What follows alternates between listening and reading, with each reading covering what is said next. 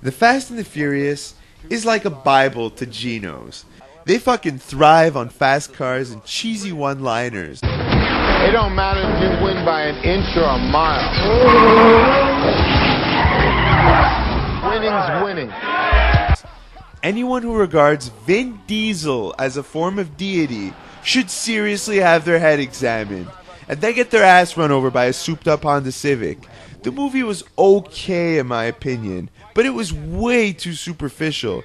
At times, it felt more like an auto show than a real movie, but considering it was made on a low budget, it was by all means a decent action flick. To sum it up in a couple of words, it was good cheese. After the original Fast and the Furious, 2 installments followed. The first sequel, titled Too Fast, Too Furious, brought Tyrese, the sexy black man, into the equation. Vin Diesel didn't sign on to the sequel because he demanded too much money. Having a Fast and the Furious movie without Vin Diesel is like having a Jenna Jameson gangbang without the black cock. In short, the movie sucked. Real bad. Now, the following sequel, Tokyo Drift, went straight to DVD. An action movie that goes straight to DVD is a guaranteed pile of shit. And guess what? None of the original cast members signed on. Zachary Ty Bryan, the blonde kid from Home Improvement, is the biggest named actor in this movie. As mediocre as it might have been, the franchise was much like 50 Cent after being shot 9 times. It just wouldn't die. You see, the Fast and the Furious is to a Geno's wallet what crack is to Amy Winehouse's nose. I know this because a clone army of Genos sold out the new Fast and Furious movie on opening night. Luckily, my uncanny resemblance to their beloved god fooled a Geno into thinking I was one of them. He sacrificed his own ticket as a sign of respect.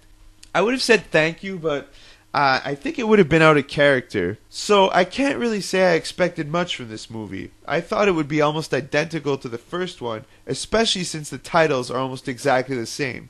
However, the return of Paul Walker and Vin Diesel led me to believe that at the very least, the movie would be better than the shitty sequels. 5 minutes into the movie, I was actually surprised how well made it was.